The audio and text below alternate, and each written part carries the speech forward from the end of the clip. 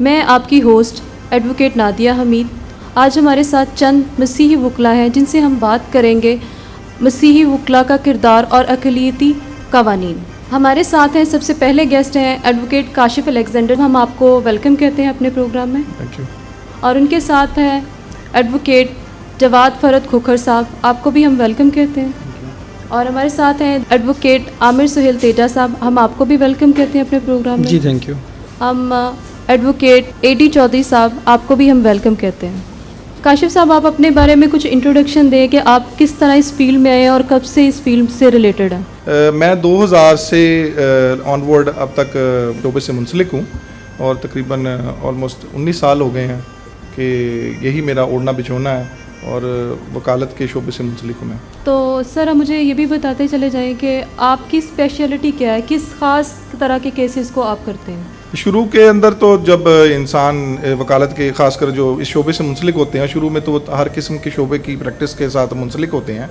मैंने फ़ौजदारी भी की और दीवानी भी, लेकिन बाद अज़ां मैंने अपनी लाइन जो है वो दीवानी मुकदमात के मतलब अपने आप को मुंसलिक कर लिया और अब दीवानी मुकदमात से मतलब ही मैं ज़्यादा प्रैक्टिस कर रहा हूँ। आप हमारे नाज़रीन को बताएंगे दीवानी मुकदमात के बारे में थोड़ा सा, क्योंकि जो हमारे देखने वाले व्यूवर्स हैं वो ज़्यादा पढ़े लिखे नहीं हैं और कुछ पढ़े लिखे हैं, तो उनको थोड़ा सा डिफ्रेंशिएट करके बता दें, यानी उनको पता चले कि क्या ये दीवानी मुकदमात क्या होते हैं। दीवानी मुकदमात के भी आगे से बहुत सारी शाखें हैं, लेकिन ज़्यादातर हम जो देहाती लोग हैं या जो ज़्यादा पढ़े लिखे नहीं लोग हैं वो दीवानी मुकदमात से मुराद ज़्यादातर उन मुकदमात को समझते हैं जो ज़मीनों से रिलेटेड हैं, पैसों के लेन देन से, या कोई भी ऐसा तनाज़ा जिसके साथ कोई राइट मुंसलिक हो, जैसे अयाली कवानीन भी है उसको भी शामिल हो, लेकिन वो ज़्यादातर फैमिली मैटर्स में शामिल किया जाता है। लेकिन दीवानी मुकदमात सिर्फ़ और सिर्फ ज़मीन से मुतल्लिक मामलात को ही हमारे लोग समझते हैं, लेकिन दीवानी मुकदमात में बैंकिंग कोर्ट्स भी शामिल हैं, टैक्स के मैटर भी शामिल हो गए हैं, अब बहुत सारी शाखें निकल आई हैं। आमिर सुहेल तेजा साहब, मैं आपसे सेम क्वेश्चन ही करूंगी कि आप हमें अपने बारे में बताएं ताकि लोग जानें कि आप यहाँ पे बैठे हैं और क्या क्या, कब से आप इस शोबे से मुंसलिक हैं और कब से आपकी ये वाबस्तगी जो है आपके लिए फ्रूटफुल बनना शुरू हुई। मैंने 2007 में मैंने LLB पास किया और LLB पास करने के बाद मैंने प्रैक्टिस स्टार्ट की और राउंड अबाउट तकरीबन 13 साल मुझे हो गए हैं मैं प्रैक्टिस में हूँ और यही मेरा ओढ़ना और बिछोना है। इसके अलावा और कोई काम नहीं, केसेस वहाँ पे डील करना यही मेरा काम है। और ज़्यादातर मैं वही काशिफ भाई की बात को मैं आगे बढ़ाते हुए कि स्टार्ट में सारे केसेस ही डील किए, सिविल भी किए, फैमिली भी, फ़ौजदारी भी, लेकिन ज़्यादा इंटरेस्ट जो है मेरा है वो फ़ौजदारी मामलात में है। फ़ौजदारी प्रैक्टिस करता हूँ, फ़ौजदारी की प्रैक्टिस को मैं अच्छे तरीके से समझता हूँ। किस तरह ये आपके लिए हेल्पफुल साबित हो रहा है, आपके लिए कैसे मददगार साबित हो रहा है आपका ये प्रोफेशन आपकी ज़िंदगी में? मेरी ज़िंदगी में इसका इतना ही अहम किरदार है जितना यह ज़िंदा रहना, जिस तरह पानी और हवा की ज़रूरत होती है, अब मेरी लाइफ में मेरी प्रैक्टिस इसी तरह है। अगर मैं जिस दिन ये जो हॉलीडेज़ होती हैं उसके फ़ौरन बाद अगर मैं सुबह अपना यूनिफॉर्म पहन के कोर्ट की तरफ नहीं आता तो मैं अपने आप को अधूरा समझता हूँ। ये मेरी ज़िंदगी में इतना अहम है। जी बिल्कुल, आपने सही फरमाया कि वकील का जो है वकालत के शोबे में आने के बाद जो सारा दारोमदार ज़िंदगी का है वकालत और कचहरियाँ ही रह जाती हैं। अगर वो उससे कुछ दिन जो है दूर रहे तो वो अपने आप को नामुकम्मल सा और अधूरा सा फील करता है। तो बिल्कुल आपने सही कहा। अब मैं आती हूँ एडवोकेट जवाद साहब से। जवाद साहब, आप मुझे बताइएगा कि आप अपने बारे में मुझे बताएं कि कब से आप प्रैक्टिस कर रहे हैं और कौन सी ऐसी चीज़ थी जो आपको वकालत की तरफ माइल किया। मेरी वकालत का आगाज़ हुआ 2013 से। 2013 से ऑनवर्ड मैं प्रैक्टिसिंग लॉयर हूँ इधर सिविल सेशन में। तो मैं इंस्पायर हुआ था अपने भाई से, क्योंकि हमारी फैमिली में आपके भाई का नाम भी मैं जानना चाहूँगी। बड़े भाई हैं मेरे, मोस्ट सीनियर हैं एजाज फ़रद खोखर, क्रिश्चियन लॉयर में एक उनका नाम है, और मोस्ट सीनियर हैं। कितना अर्सा हो गया उनको प्रैक्टिस करते हुए? उनके प्रैक्टिस को हो गया कमो बेश कोई 25 से 30 साल के राउंड अबाउट हैं। आप मुझे बताइएगा कि आप भी किस तरह के केसेस जो है वो ज़्यादातर करते हैं? मैं मैडम एक्चुअली अभी तो सिविल फौजदारी तकरीबन ऑलराउंडर ही हैं, क्योंकि इसमें अभी कोई स्पेशलाइज किसी में भी नहीं है, क्योंकि ये तो एक अर्ली स्टेज है। इसमें हम तकरीबन ऑलमोस्ट सभी केसेस ही करते हैं, सिविल फौजदारी बैंकिंग टैक्स के कुछ मामला भी कर रहे हैं। यानी क्या आप कहना चाह रहे हैं कि आप अभी वकालत के उस पीरियड में से गुजरे हैं, उस दौर में से गुजरे हैं जहाँ पे आप हर तरीके की प्रैक्टिस करते हैं, जिस तरह का भी केस आ जाए फिर इसके एक सर्टन टाइम के बाद उसको आप स्पेशलाइज करेंगे? जी जी मैम। हमारे साथ हैं एडवोकेट एडी चौधरी साहब। एडी चौधरी साहब, आप भी अपना तारुफ दीजिएगा कि आप कब से इस लॉ के शोबे से मुंसलिक हैं और आप किन केसेस को ज़्यादातर करते हैं? मैंने 2013 में जो है वो लॉ किया और मेरे माँ बाप की ख्वाहिश थी भाई की कि आप जो है ना वकालत के शोबे में आएँ, तो मैंने उनकी ख्वाहिश को जो है ना वो पूरा किया है और अभी मेरी जो प्रैक्टिस है वो कंटिन्यूस है। तो आपके पेरेंट्स को किसी स्पेसिफिक लॉयर को या किसी ख़ास लॉयर को देख के शौक़ पैदा हुआ, उनकी सर्विसेज से या उनकी खिदमत से आपके पेरेंट्स इंस्पायर हुए थे? जी जी, मेरे पेरेंट्स जो है ना अक्सर कोर्ट्स में जो है ना वो जाते थे, कभी किसी वकील से जो है ना वो सक्सेशन सर्टिफिकेट के लिए उन्होंने रब्ता किया अपना वकला से, तो फिर वो देखते थे वकला को, कहते थे कि काश हमारा बेटा भी जो है ना वो वकील बने और वो भी इसी तरह कोर्ट में जो है ना वो पेश हो और हमारे जो मैटर हैं वो सॉल्व करें। तो आपको इस फील्ड में आके आपके लिए कौन से ऐसे रोल मॉडल थे या कौन सी ऐसी शख्सियत थी जिसने आपको बहुत अपनी तरफ मुतवज्जह किया और आपके दिल में ख्याल आया कि मैं इन जैसा वकील बनूंगा? मेरे उस्ताद भी हैं, मेरे सीनियर भी हैं और उनका नाम है एजाज़ फ़रद खोकर साहब हैं, तो उनसे मैं बहुत इम्प्रेस हूँ, तो उन्हें देख के जो है ना मुझे बहुत सर काशिफ, मैं आपसे जानना चाहूँगी इस बारे में कि क्रिश्चियन लॉयर्स के लिए कोई स्पेसिफ़िक इदारा है जो कि सारे जो नए आने वाले क्रिश्चियन लॉयर्स हैं उनकी फ़लाह बहबूद के लिए या उनके लिए काम कर रहा है? बार में स्पेसिफिकली जो हमें डायरेक्टली हमारा जिसके साथ ताल्लुक़ है वो तो बार एसोसिएशन या पंजाब बार काउंसिल है, उसके अम्ब्रेला के अंदर रहते हुए हम लोगों की एक एसोसिएशन है जिसका नाम है क्रिश्चियन लॉयर एसोसिएशन पाकिस्तान, जो कि under the rules and regulation of Punjab bar ही काम करती है, एक वोटिंग ग्रुप है। तो उसका बुनियादी मकसद हम लोगों में ख़ासकर मसीह वकला के अंदर आपस में एक दूसरे के दरमियान इंटरेक्शन करना और एक दूसरे वकला ख़ासकर मसीह वकला के दरमियान जो अगर कोई प्रॉब्लम पाई जाती है तो एक दूसरे के लिए हेल्प करना है। और इस एसोसिएशन का सबसे अहम मकसद ये है कि कोई ऐसा लीगल इशू जो मसीह कौम के साथ दरपेश है उस पर उनके साथ मिलकर आवाज़ उठाना है, और ख़ासकर कहीं पे कोई ह्यूमन राइट वायलेशन हो रही है जो रिगार्डिंग इवन के मिनॉरिटी से रिगार्डिंग कोई वायलेशन है तो उसके लिए भी आवाज़ उठाना है और for the benefit of the Christian lawyers काम करना है। यही बुनियादी मकसद है क्रिश्चियन लॉयर एसोसिएशन पाकिस्तान का, और उसी के लिए हम लोग, उसी के हम सारे मेंबर भी हैं और उसी के लिए हम लोग कोशिश करते हैं कि उसको सपोर्ट की जाए और उसमें हम अपने भाई मसीह वकला को शामिल करें जो नए आने वाले हैं और उनको इनकरेज करें कि वो लॉ के अंदर हम लोगों के साथ मिलें और हमें एक ग्रुप की तौर पर मजबूत हों ताकि हमारी आवाज़ जो है वो हुकूमती अवानों तक भी पहुंच सके। जी सर, बिल्कुल आपने सही फरमाया कि इस ऑर्गेनाइजेशन का मेन जो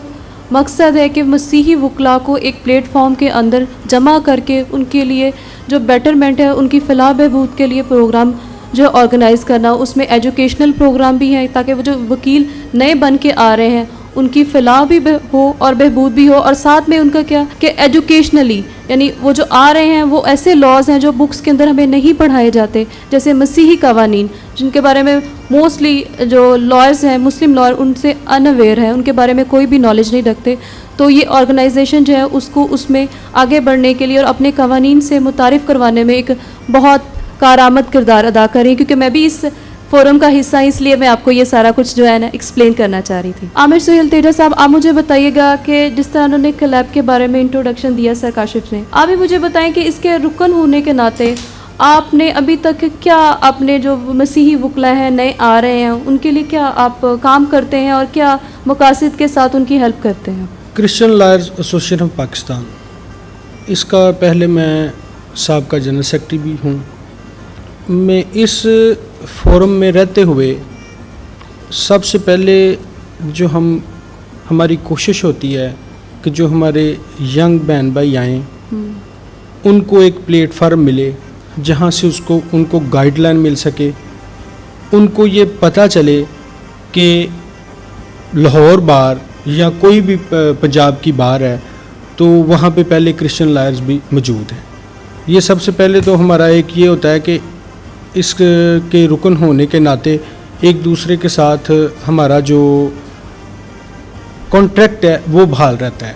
यानी आप कह रहे हैं कि राब्ता उनका इस्तवार करना काम है। Christian lawyer association of Pakistan जो हमारा फोरम है, इसमें हमारा जो सबसे मेन मकसद है या इसका जो एजेंडा होता है वो ये होता है कि हम एक दूसरे के कांटेक्ट में रहें और जो यंग वकला आते हैं, चाहे वो मतलब हमारी बहनें हों या हमारे भाई हों, उनको एक शेल्टर मिल जाता है, उनको एक सपोर्ट मिल जाती है कि पहले भी हमारे बड़े भाई यहाँ पे मौजूद हैं। सबसे पहले तो ये मकसद होता है क्रिश्चियन लॉयर एसोसिएशन पाकिस्तान का।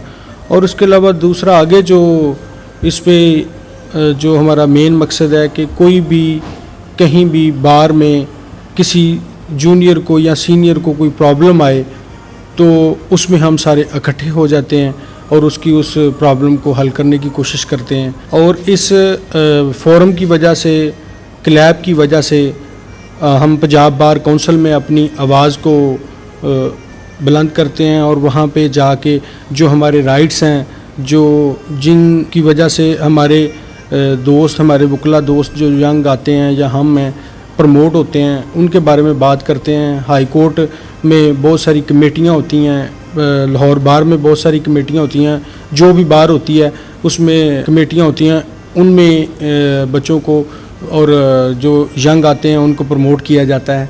ये सबसे क्रिश्चियन लॉयर एसोसिएशन पाकिस्तान का एक मकसद है। जवाद साहब, आप मुझे बताइएगा कि आप इस इदारे के साथ, क्रिश्चियन लॉयर एसोसिएशन के साथ 2013 से ज्वाइन किया हुआ है, तो आप मुझे बताएं कि as a young Christian lawyer होने के नाते आपको बार में क्या क्या प्रॉब्लम्स आई थी जिसके लिए हमारे क्रिश्चियन लॉयर एसोसिएशन ने आपको मदद की? मैडम, इसमें जो यंगस्टर आते हैं, नए लॉयर्स आते हैं, उनको बेशुमार बार के अंदर मुश्किलात होती हैं।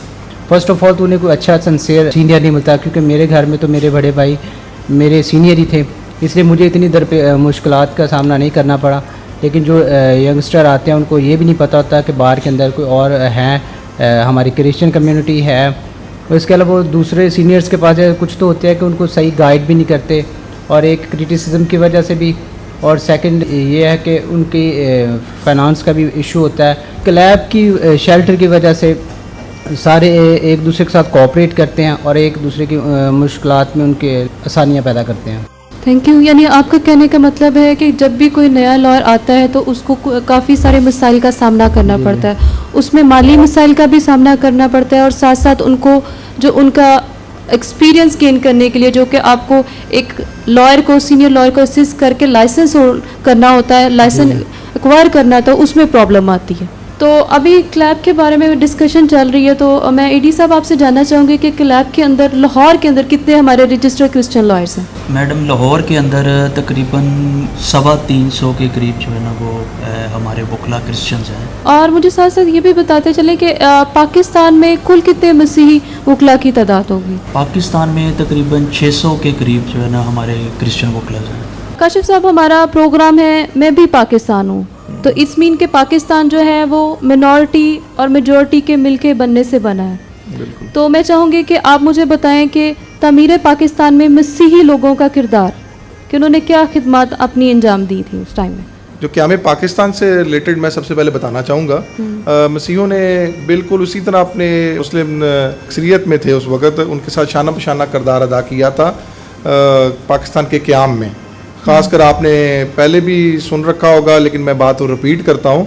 SP सिंघा साहब का नाम जो है, जो उस वक़्त ब्रिटिश पंजाब असम्बली थी उसके वो स्पीकर थे, और उस वक्त उन्होंने बड़ा एक अहम किरदार अदा किया था पाकिस्तान के क़याम के अंदर। हमारे बहुत सारे नाज़रीन ने पहले भी सुन रखा होगा कि हमारे मसीहों के वोट से ही पाकिस्तान का क़याम हुआ था। इसके मतलब मुख्तलिफ़ किताबें लिखी गई हैं, जैसे सब्ज़ लाली परचम और ये देश हमारा है, और बहुत सारी किताबें इस हिस्ट्री के बारे में आ चुकी हैं। तो हमारे मौजूदा जो मसीही बहुत सारे अदारों के में हेड मौजूद हैं और मुख्तलिफ हुकूमती अदारों के अंदर बड़ा अहम किरदार अदा कर रहे हैं। इसी तरीके से जब पाकिस्तान का क़याम हुआ था उस वक्त मेन ओहदों के ऊपर जो कलीदी ओहदे थे उनमें भी मसीही मौजूद थे, जैसे पाकिस्तान आर्मी के चीफ ऑफ आर्मी स्टाफ उस वक्त जनरल जेम्स हैं और जनरल डगलस वगैरह ये, और इसके अलावा एयर फोर्स के जो उस वक्त के चीफ ऑफ एयर चीफ थे वो भी क्रिश्चियन ही मौजूद थे। तो उन्होंने बड़ा एक अहम किरदार अदा किया पाकिस्तानी फ़ौज को बनाने में, तालीम के अंदर जैसे बिशप एंथनी का नाम है, उन्होंने बड़ा अहम किरदार अदा किया। इस तरह हमारी मसीही कौम ने बहुत बुनियादी सालों में ही बड़ा अहम किरदार अदा किया जो पाकिस्तान मौजूदा सूरत हाल पे है। जी बिल्कुल, जैसे कैथलिक में हमारी सिस्टर साहिबान ने और फादर साहिबान ने भी एजुकेशन के प्रोफेशन में बहुत आगे काम किया और फिर नर्सिंग जो है हमारी नर्सिस ने अपनी खिदमात को जो है वो पेश किया था। तो ये वो किरदार हैं जिन्होंने पाकिस्तान को मजबूत बनाने में शुरू के दिनों में और अब भी अपना किरदार अदा कर रही हैं। जवाब साहब, मैं आपसे अगला क्वेश्चन करूँगी, हमारे मसीही कानूनदानों के बारे में भी बताइएगा, क्योंकि हम सारे जो है लीगल प्रोफेशन से अटैच हैं, कानून से रिलेटेड हैं, तो उनके बारे में मुझे बताइएगा। मैडम, हमारे मसीही कानूनदानों में हमारे जस्टिस कॉर्नेलियस साहब चीफ जस्टिस रहे हैं और उसके अलावा TS जी बिल्कुल, आपने सही कहा कि जस्टिस कॉर्नेलियस साहब जो हैं वो पाकिस्तान के पहले चीफ जस्टिस रह चुके हैं। और उनके अलावा TS गिल साहब हैं, उनका बड़ा नाम था। JV गार्डनर साहब हैं, उनका भी बड़ा नाम है, नामवर कानूनदान हैं। इसी तरह मुख्तलिफ अदवार में आते रहे हैं। और हमें बताइएगा अभी के जो हैं हमारे ऐसे कानूनदान जो जजेस हैं या जस्टिस हैं, या उनके नाम बताया जाए जो कि अभी भी सर्व कर रहे हैं वकालत के शुबे में भी। अभी भी हमारे जेम्स जोसेफ साहब हैं, वो मुल्तान से बिलोंग करते हैं। और नसीर साहब हैं, वो मेरा उकाड़ा जॉब कर रहे हैं आजकल एज अ जज।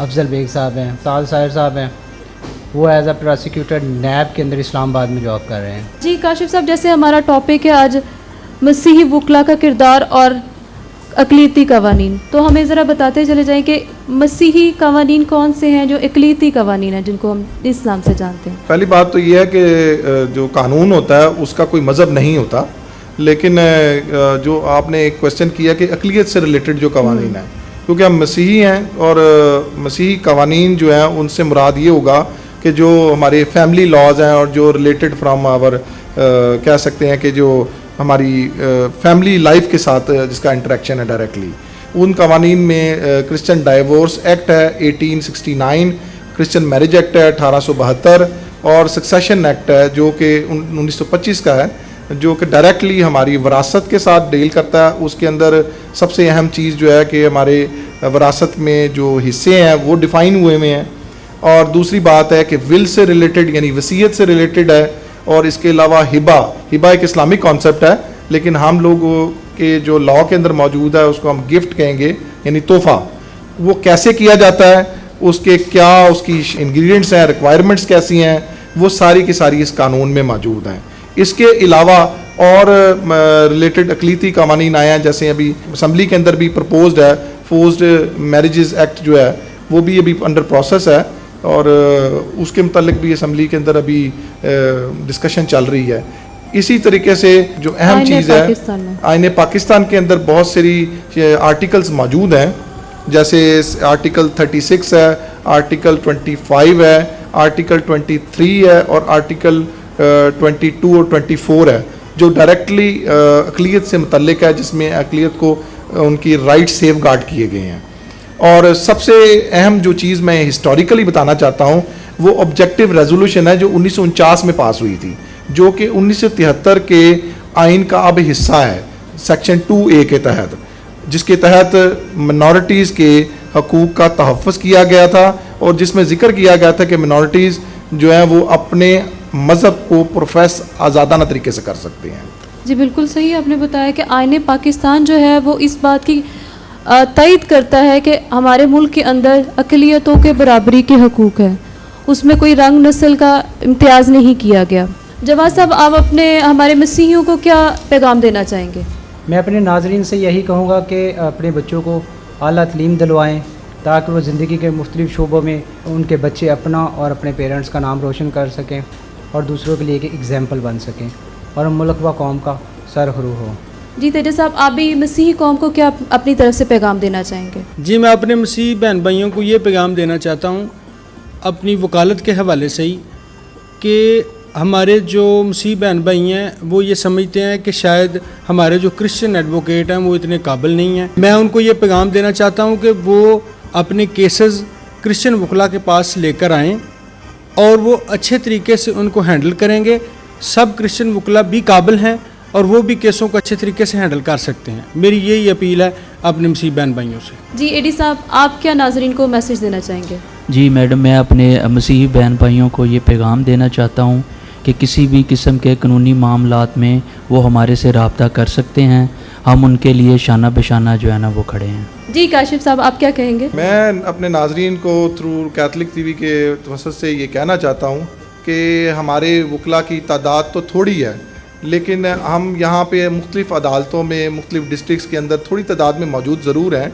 तो आप उनसे रब्ता करें वकला से जो आपके फैमिली केसेस को और प्रॉपर्टी केसेस को जो कि रिलेटेड टू क्रिश्चियन कम्युनिटी है उनको ज़्यादा बेहतर तरह से हैंडल कर सकते हैं और वो ज़्यादा अच्छे तरीके से आपको गाइड कर सकते हैं। ख़ासकर जो मसीही जो प्रॉपर्टी के मामलात हैं जिसमें तकसीम का मामला आ गया, वरासती मामला, इसके अलावा सक्सेशन रिलेटेड मामलात आ गए, विल हो गई, गिफ्ट हो गई, तो वो ज़्यादा अच्छे तरीके से आपको गाइड कर सकते हैं ताकि आपके केसेस में इंसाफ पे मबनी कानून के मुताबिक फ़ैसला आ सके। जी नाजरीन, उम्मीद करती हूँ कि आज का प्रोग्राम आपको ज़रूर पसंद आया होगा। मैं आपकी होस्ट नादिया हमीद को इजाज़त दीजिएगा और देखते रहिए कैथलिक टीवी पाकिस्तान।